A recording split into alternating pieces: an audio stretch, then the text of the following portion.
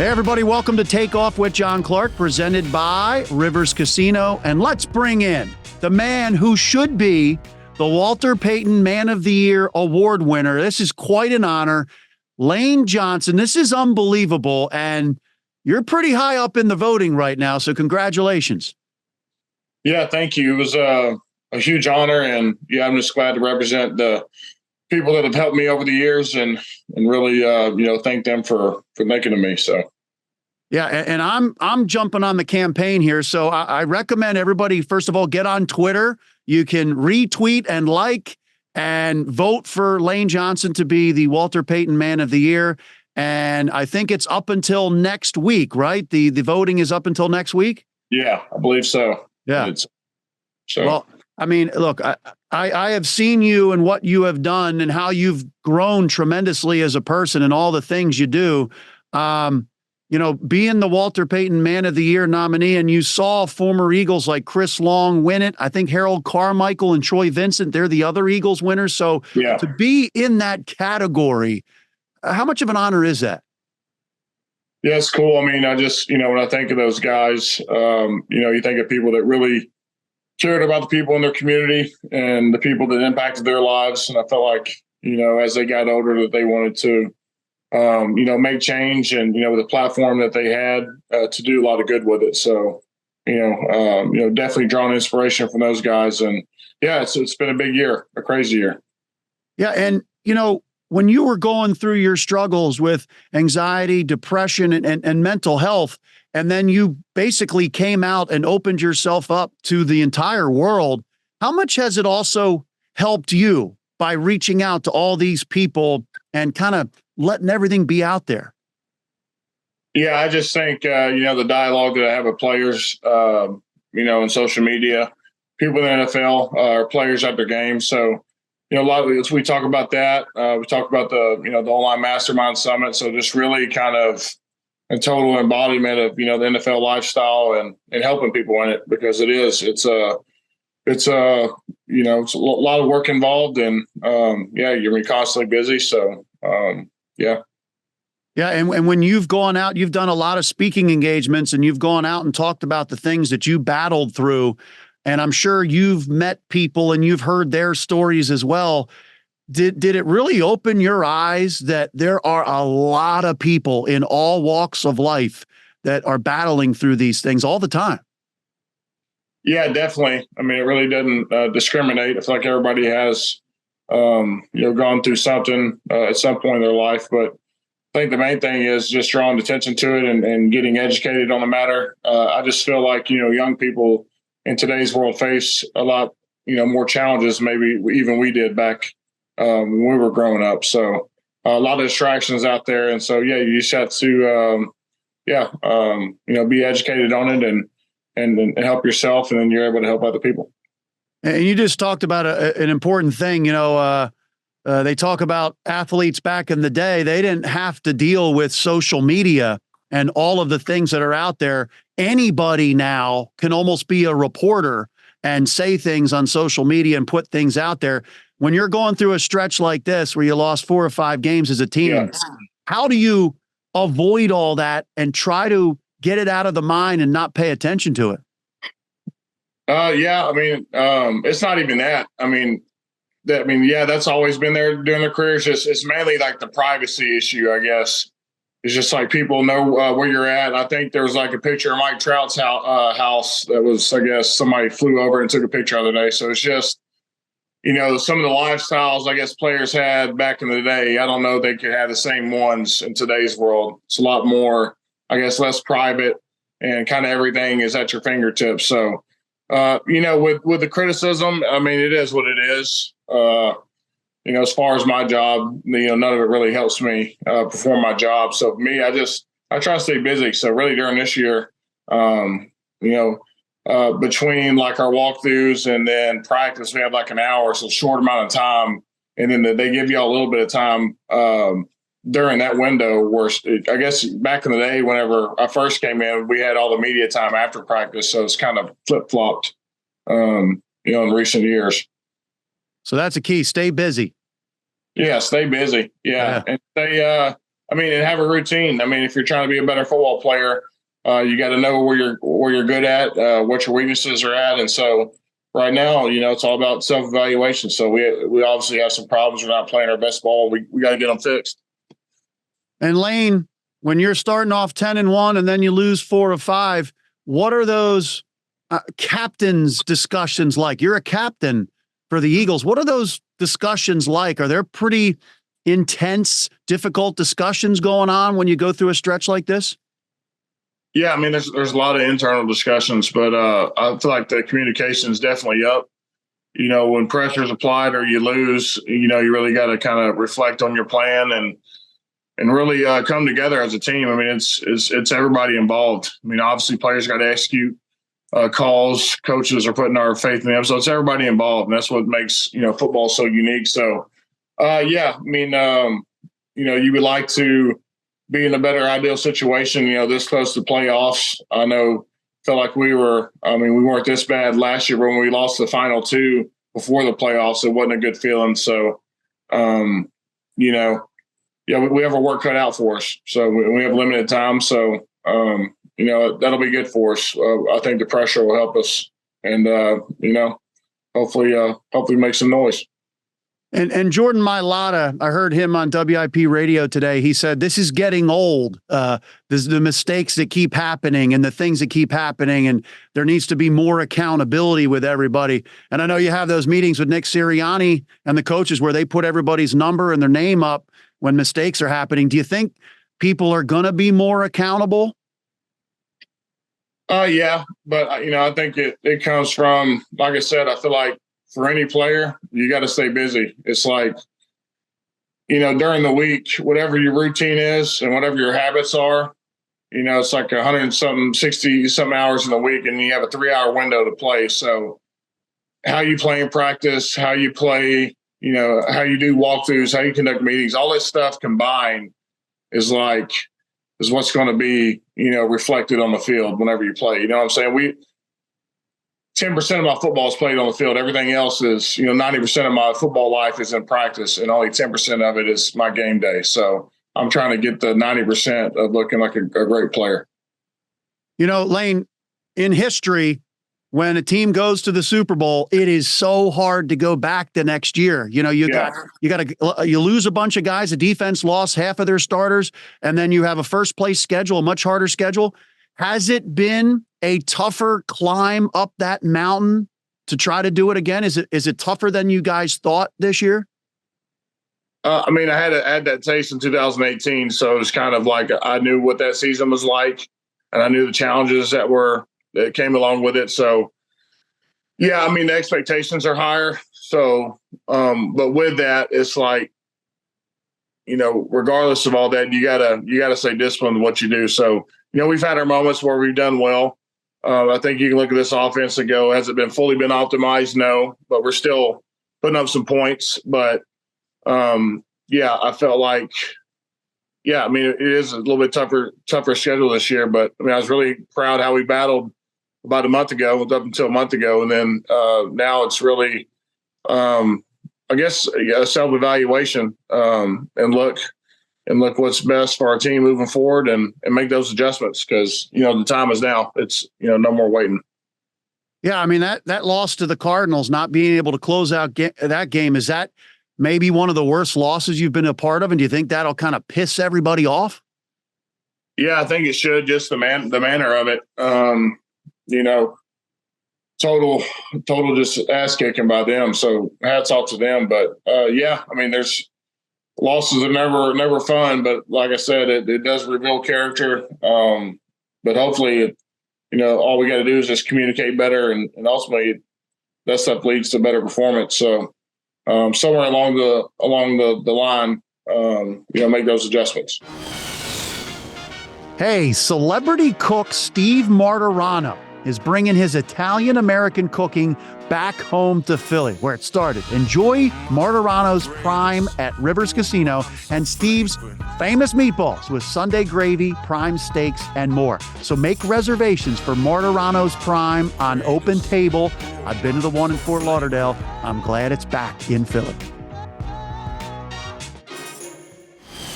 So Lane, I'm sure you know there's a lot of noise out there. A.J. Brown hasn't talked to the media in a couple weeks. He's a captain, and I guess there was a report in the newspaper, the Daily News, that maybe there's a disconnect with A.J. Brown and the coaching staff, or there's a lack of belief with some of the guys in the coaching staff and calls that are being made. Can you speak to that? Is there a disconnect right now with the coaching and the players? No, not really. I mean, the headlines, they make it seem that way. I feel like players get, like I said, it's only a fraction of what y'all see on Sundays. You know, sometimes you might see some bad body language and people are frustrated. But I mean, as far as how we work during the week, man, if you had a camera in there, meetings are going well. I mean, practice is going, you know, we're practicing hard. But like I said, there's just, you know, there's stuff that needs to be fixed in practice, or stuff that, you know, we're not doing well. And you can go back to film there, and there might be similar mistake in practice that was made in the game. So it's just, like I said, you know, 90% of our football is in practice and doing these walkthroughs and programming yourself. So, yeah, I just think a lot of it's out of, you know, we've lost this 4 or 5 game stretch. He doesn't want to talk. I really don't want to talk, because fans don't want to hear us talk and tell us about, you know, why we're losing and why we can't do this. They want to see. They're from the show me state, so they want to see it rather than us talk about it, you know. And yeah, I understand. I understand it. Yeah. So I heard, I guess, did A.J. Brown set up a kind of a excursion for you guys together to bond as a team last week? Yeah. So a lot of guys went to the escape room. So I was going to go. My kids were flying in, so I picked them up from the airport. But yeah, a lot of guys went. So I talked to a lot of guys. I was eager to see who kind of made it out, or who had a good time in the escape room and who didn't have a good time. But it sounds like a lot of guys may or not got some tips of how to solve some of these puzzles. So some of them made it through pretty quick. And does that kind of speak to the leadership of A.J. Brown? Because a lot of people maybe don't see that or hear about that. Yeah, I just think, yeah, I mean, as much time as we spend around each other, we do enjoy, like I say, doing stuff outside, like even what I did today, the trip with Fletch and the Raven. So, yeah, it's just the way to, you know, sometimes you can get so carried away with something or so obsessed with it that you know, from outside perspective looking, it's like, hey, these guys need to have a trip, get their mind off of it, and then refocus, reengage. So I kind of like it. Yeah. So in your mind, are these things fixable? Because, you know, everybody just sees, hey, the Eagles are on this big slide at the end of the year. It's not going to go well in the playoffs. I mean, is this fixable? Yeah, I think it's fixable. I think getting back Zach's going to be huge. I think Zach Cunningham is a tremendous player and really underrated for what he does. So getting him back, you know, Vontae's first game back, you know, healthy after his injury. So I feel like guys are getting healthy. You know, Slay will be back. That'll be huge.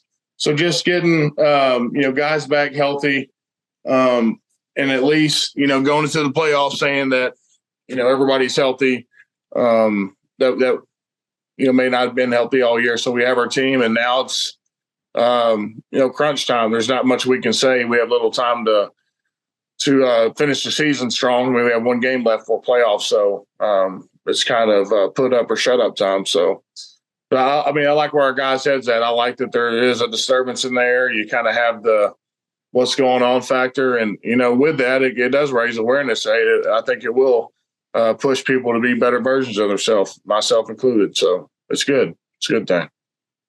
Yeah. And what'd you think of the chance at the Link 2 games ago, run the ball? I mean, it's kind of taken over. We saw the fans standing outside NovaCare Complex. And you guys have been really successful when you have run the ball. What'd you think of hearing that? Yeah, I hear a lot of stuff on that field. But yeah, I mean, when you do run the ball, and the thing is that we have a lot of talent outside. These guys are, I mean, you see what AJ's doing this year, Devontae, what Dallas can do. But whenever you are dominant on the ground game, you do control a lot of that clock. And you can see what a factor that can be in a game. So, and that's one way to mitigate the pass rush. I mean, it's one way to kind of attack instead of, sitting back and pass proing all day. It's a good way to get them physically tired and help you throughout the game too. Yeah. Well, I mean, you hope maybe you guys lean on that a little bit. Yeah. But for me, pass block and run block, and it's part of my job. But we had our moments. I feel like we did have our moments. Our offense last game where we did some good things. I feel like the first half we played about 12 snaps. It was really low number snap game from that standpoint. So things we could have, we definitely could have finished better, but we had our moments. So like I said, not enough to get a win, but we're looking to drastically get things turned around. It's interesting. Brandon Graham said something like a week and a half ago, 2 weeks ago, about getting back to having fun playing football. Do you think, there's a lot of expectations on you guys. There's like a weight of expectations when you go to a Super Bowl. Like the only thing you can do better is win it the next year. Yeah. Are you guys having enough fun, or do you think you feel the weight of those expectations? No, I feel like, a lot of us have been doing this for a long time. For me, I enjoy going to work every day. I enjoy going to games. I love winning them. And even though you might lose games, there's still some ass kicking going on from my position group and the guys that I battle with. You know what I'm saying? It's just, from my standpoint of the game, it's like I don't care. I don't care about who's catching, who's running the ball. I'm just, my whole job is protecting Jalen and getting this run game going. So, with every game, mine's really I'm wrestling a guy for, it's a one-on-one boxing match out there, and then letting these receivers work. So, but yeah, man, I do enjoy myself. I enjoy my time with guys like BG, Fletch, and Kels, because like you said, you don't know how many snaps these guys have left or what they're thinking. So, I am enjoying it. And like I said, we've been in worse situations heading into the playoffs. And I know it's, the slide isn't what we wanted, but, I fought here for a long time. I know what it's like to fight, and I enjoy the fight, and I enjoy it with my guys. So, I guarantee you, the core four, we're going to be revved up this week and definitely going to the playoffs.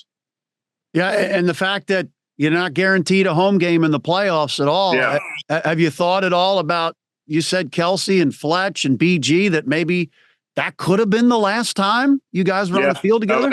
I was definitely thinking it going definitely after the game, because we definitely wanted to win that one. But yeah, it was, we don't know. But I've had a lot of great battles on the field with those guys and my teammates. So, I've enjoyed it all. Well, I tell you, Lane, it's been unbelievable watching you and what you do for the community and how much you've reached out when you were going through your tough time. And one of the other things you do is you on the road for every road game, you meet with Gold Star families. And I was there with you and I saw what you do. And it's amazing how you made those families feel that you took the time to make sure they know that you're thinking about them. Other people are thinking about them, and that other people are there for them, and then give them the opportunity of going to the games. How rewarding has that been for you to just reach out to these families and let them know you care and you're thinking about them? Yeah, it was definitely a learning process, and Gabe is definitely the guy that got me into this, because from his former job, he was doing something very similar. But as you know, he was a Marine.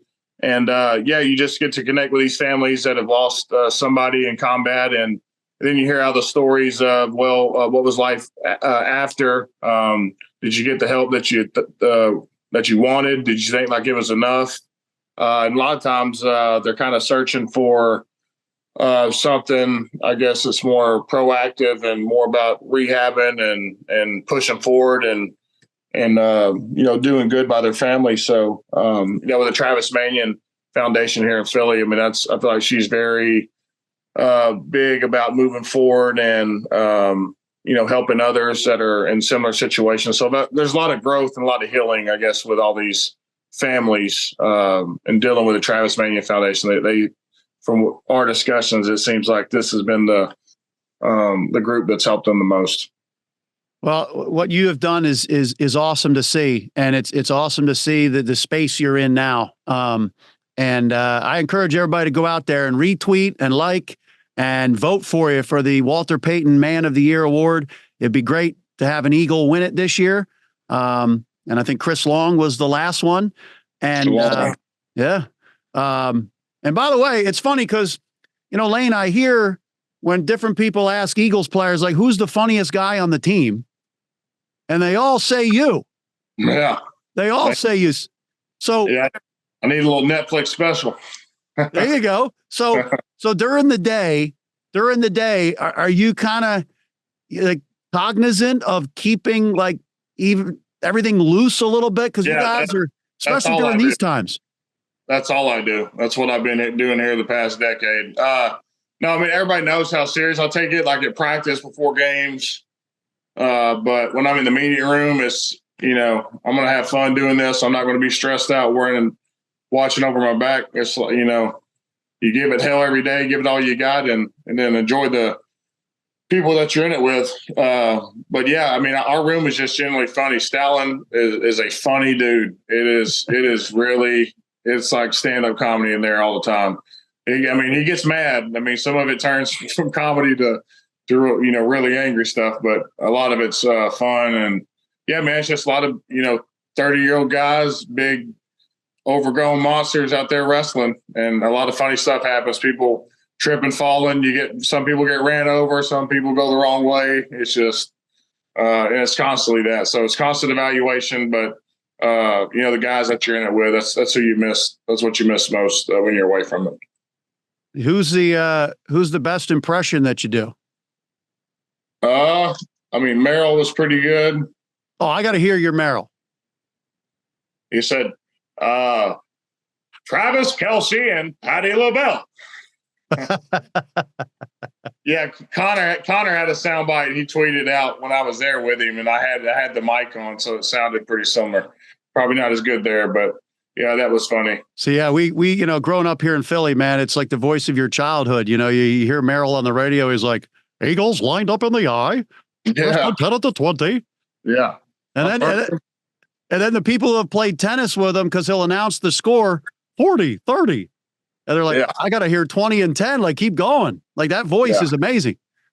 Yeah, he's been doing it, I guess, 46 or 7 years? Yeah. So, yeah. Damn, it's a hell of a run. It's a long run. You do a good Jeff Stoutland? He gets to where he gets amped up. He'll go, I just told you where you were going. I mean, what was your mind thinking? He gets to doing that a lot. So he gets he gets that rattlesnake tongue on him sometimes and gets to stuttering a little bit. Gets fired up. Yeah, he does. And like one thing is like he'll sit in his chair, and the next thing he's in and out of his chair probably 60 times during a meeting. I'll tell you, pregame, it's funny because like he's in the zone pregame, and I see him looking down at that little note card. Yeah. Oh no, it's so Friday, Saturdays and definitely game days. He's the most like, don't talk to him. Even like Saturday walkthroughs, he has this, like you said, he has a little note card. It's like the water boy. It's like this little green notebook. He gets to the corner over there. Nobody talks to him, and he just sits there and evaluates, after every series. Hey, what were you doing backside there? Did y'all not get the call? So he's constantly checking on you. It's like the doctor when he writes down that you're like, what did I do wrong? Like, what are you writing down about me? Yeah, exactly. Well, you know what? You got to keep it loose. It's a long season these days, and wish you the best and wish you good health. And once again, I encourage everybody out there, vote for Lane Johnson, Walter Payton Man of the Year. It is such an honor. And Lane, you are very deserving. So hopefully it works out. Yeah, thank you. Yeah, it'll be a fun run. So I'm looking forward to it. All right. Well, we appreciate the time. And once again, get out there and vote, everybody. Thanks a lot for joining us, Lane. All righty. Thanks, John.